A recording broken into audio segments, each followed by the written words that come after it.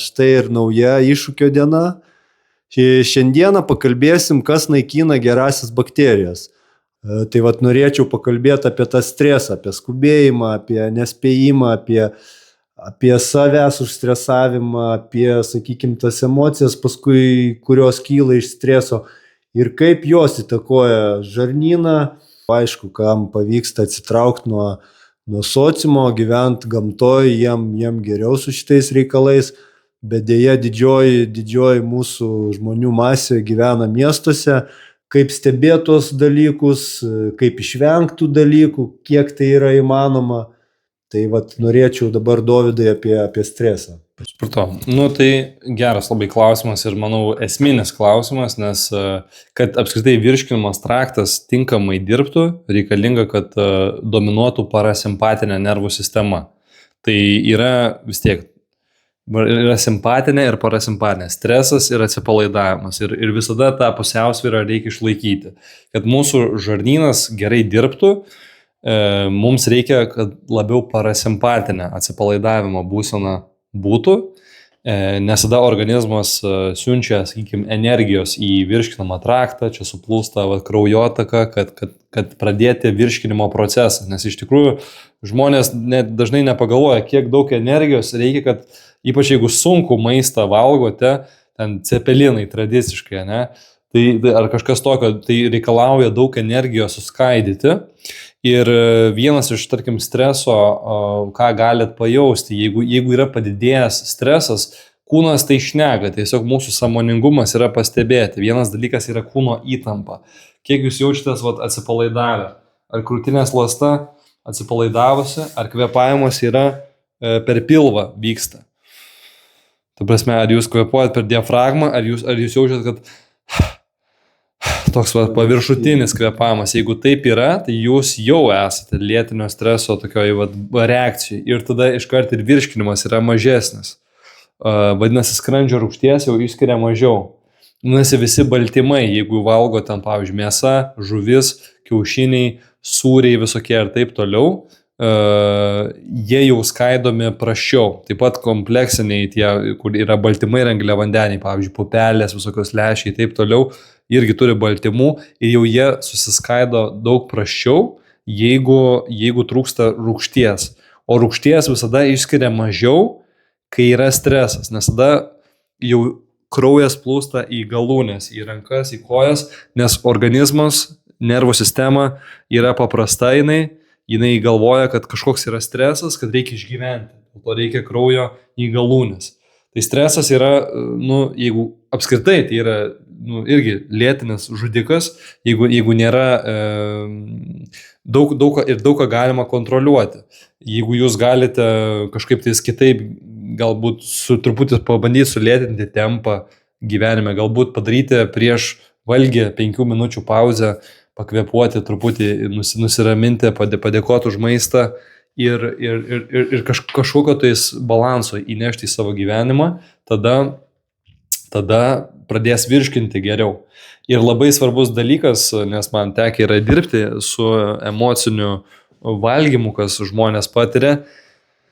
Jeigu turite tokį įprotį, kad kai yra daug streso, jūs jį malšinate maistu, tai čia yra labai blogai. Labai blogai, todėl kad nervų sistemą jūs pripratinat, kad taip, kai mes pavalgom, natūraliai išsiskiria visų tų neuromediatorių, gerai jaučiamės, šiek tiek oksitocino, šiek tiek serotonino, tarsi pagerėja, bet tai yra labai greitas toksai dalykas, kuris vėlgi neįsprendžia problemos ir po to žmonėms tas ciklas kartojasi, kad jie sukyla emocijos, sukyla stresas ir jie tada griebia, valgo ir panašiai.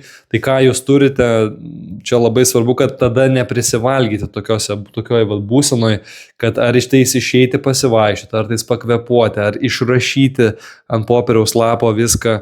Jeigu kažkas labai sunku, gal išrašyti sudegintą lapą ar išsišaukti miške, paleisti tą emociją, nesuvalgyti jos vėl atgal, kad jinai ten kunkuliuotų viduj su maistu, kaip sakant, patekus atgal, bet išleisti ją lauk, nes jeigu jūs streso būsenoj pavalgysite, tada virškinimo tinkamai neįvyks, jeigu turiu omeny stipriam strese, jeigu valgote, tai tada kas vyksta? Jeigu stresas yra stipriai padidėjęs ir žmogus valgo tą tokį sunkų, kompleksišką maistą. Ir jeigu jums pučia pilvą, prastas iš burnos kvapas, daug bezdat, tarkim, ir yra taip pat stiprus kvapas, tai yra keletas iš tokių signalų, kad prastai tą maistą virškina. Ir nes gali būti, kad ir streso daug. Ir tada jau vyksta puvimo procesai, kas yra labai, labai nuodinga, žalinga.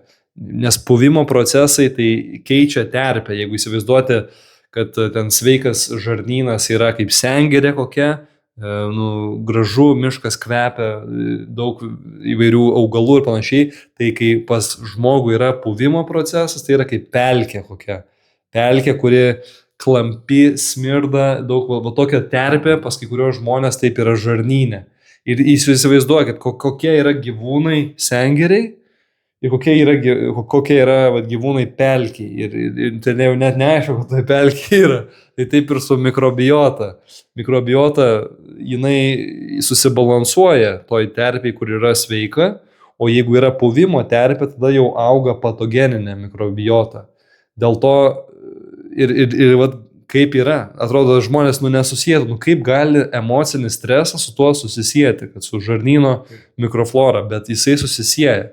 Gal čia nėra taip, neimkite į ekstremalumus, kad čia susistresavot ir viskas jau ten keičiasi, visa ta mikroflora, taip iš karto, taip nėra. Bet jeigu turit va tokį įprotį stresuoti ir valgyti, tada jau yra reikalų, reikia kažkaip keistos įpročius. Bet svarbiausia, kad tą sąsają padaryti, kad kai esu ramus, geriau virškina. Kai yra kažkoks stresas, sunkiau virškina. Labai man įdomu, parašykite į komentarus, ar pastebėjo tokią sąsają, kad kai kažkaip ramesnė diena, savaitgalis, turi savo grafiką, nereikia niekur skubėti, atrodo, kad ir tą sunkesnį maistą kažkaip geriau virškina.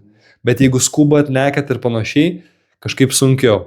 Visą laiką, kada yra emocinis stresas, tu bandai užkišti. Visų pirma, tai reiškia, žmogus ne tai, kad tenais valgo pasimėgaudamas ir po gabaliuką, ar ten dar pakramto, nes yra ten tie etapai, kad pirmą mes turim sukramtyti, suvilgyti, o tiesiog žmogus tam emociniam stresis tiesiog bando greitai tą išspręsti ir prisikišti. O kada prisikišame, būna dar blogiau. Tas emocinis stresas, jisai verčia mus prisikišti skrandžius įvairiausių dalykų. Tai gaunasi iškart sakau, oi, suraus, po to saldaus, po to neaišku, ką užgersiu ir neaišku, kaip dabar pasibaigs. Tai va čia yra su emociniu stresu.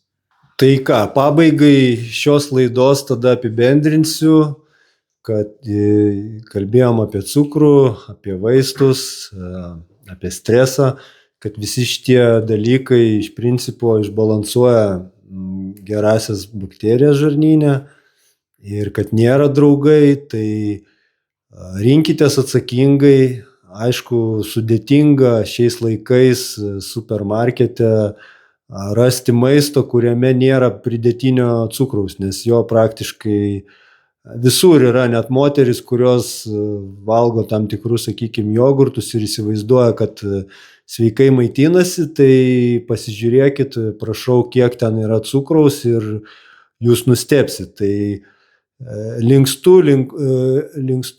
į tą pusę, kad kiek įmanoma, aišku, čia dabar jau yra prabanga šiais laikais gamintis patiem maistą, kas būdavo anksčiau atvirkščiai tik po kavinės restoranus, sakykime, žmonės vaikščiodavo, kaip prabangos būdavo ženklas, tai dabar atvirkščiai pas mus prabanga gaunas savo gamintas maistas, nes žinai, iš kur pirkai, ką įdėjai, kaip apdoroji ar neapdoroji, vienu žodžiu.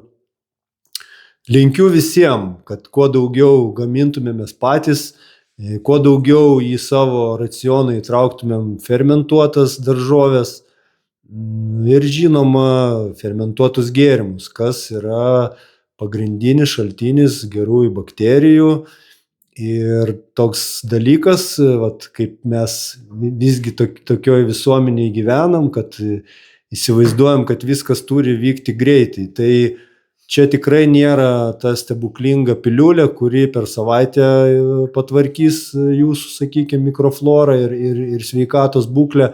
Tačiau nuoseklus vartojimas ilgesnį laiką, kelis mėnesius ir rezultatus tikrai pastebėsit. Juos pastebėsit jau pirmą savaitę, bet kad pilnai suvoktumėt, pajaustumėt savo kūną, kad ryšį gautumėt su savo kūnu, kaip jisai jaučiasi, ką jisai jums nori pasakyti, tai vat visą šitą dalyką aš linkiu jums patirti ir patirti su fermentuotų maistu ir fermentuotų gėrimų pagalba. Tai ką, tikriausiai šiandieną tiek ir iki malonių susitikimų sekančiai laidoj, laimingai, o sekančiai laidoj pakalbėsim apie blogosios bakterijos kaip tylūs naikintojai mūsų kūno. Tai vat, laimingai, su meile ir iki.